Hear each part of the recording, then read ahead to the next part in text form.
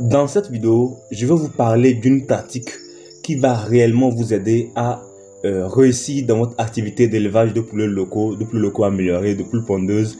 Bref, salut à vous, j'espère que vous allez bien et bienvenue dans cette nouvelle vidéo. Si vous êtes nouveau sur la chaîne, je suis Miba Mouzou, étudiant en cycle de technicien agricole. Aujourd'hui, nous allons parler d'une pratique qui est très souvent négligée et qui fait que plusieurs personnes se retrouvent avec des pertes dans leur élevage de poulets. Alors si vous voulez en savoir plus, je vous invite à rester jusqu'à la fin pour ne rien manquer. Et si vous êtes nouveau surtout, n'oubliez pas de vous abonner et d'activer la cloche de notification pour ne rater aucune de nos prochaines vidéos. Alors sans plus tarder, générique.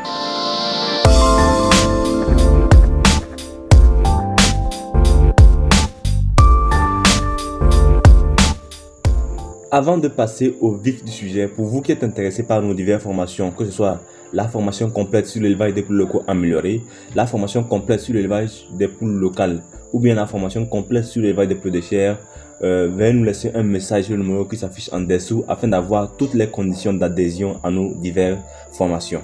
Aujourd'hui, nous allons parler de la prévention des maladies.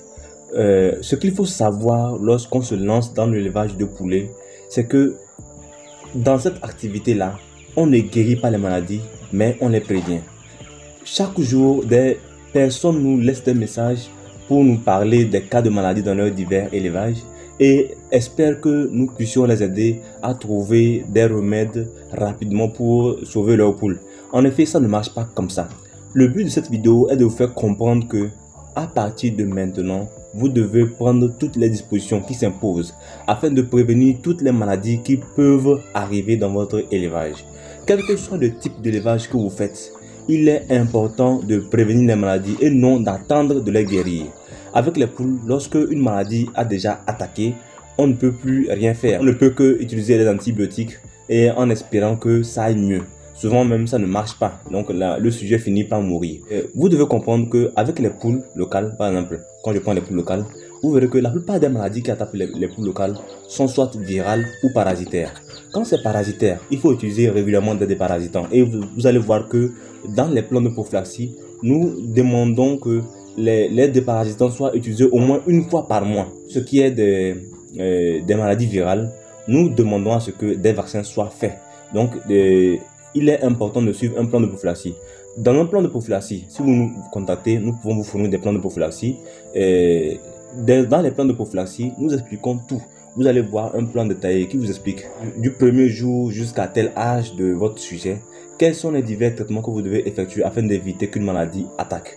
Donc, quand vous suivez un plan de prophylaxie, ça vous évite d'avoir des mauvaises surprises comme l'attaque de la coccidiose par exemple, qui est une maladie parasitaire, l'attaque de la variole qui est une maladie, je peux dire, virale, et souvent maintenant l'attaque d'une maladie très dangereuse, la peste aviaire. Donc, vous devez surtout éviter ces maladies-là. De temps en temps, nous allons publier d'autres vidéos pour vous expliquer les diverses maladies que vous pouvez rencontrer, comment les prévenir, quels sont les symptômes, bref, on va tout vous montrer.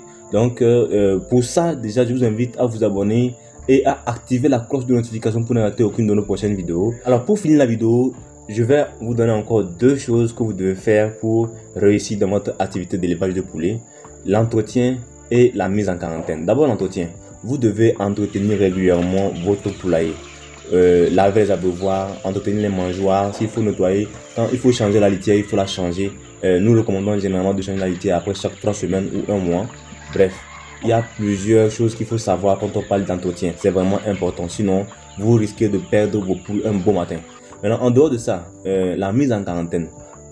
Nous disons qu'il faut toujours prévenir les maladies. Maintenant, au cas où vous n'avez pas pu prévenir les maladies de vos poules, lorsque vous constatez un cas de maladie, vous devez rapidement isoler les malades. C'est-à-dire que vous devez séparer les malades et les sujets bien portants. Parce que, comme je vous disais, la plupart des maladies sont soit parasitaires ou virales, comme la variole, la peste aviaire. Ce qui signifie que lorsqu'une poule est malade, automatiquement l'autre va tomber malade dans les jours prochains. Donc, il est important de séparer les sujets malades afin de pouvoir mieux réussir votre activité. Maintenant, une fois après avoir séparé les sujets, vous pouvez commencer par chercher les divers traitements, remèdes. En tout cas, ça dépend. Si vous voulez faire avec des traitements locaux, donc des traitements dits bio, il y a la possibilité là. Avec les produits vétérinaires, Et là, il n'y a qu'une seule solution, ce sont les antibiotiques.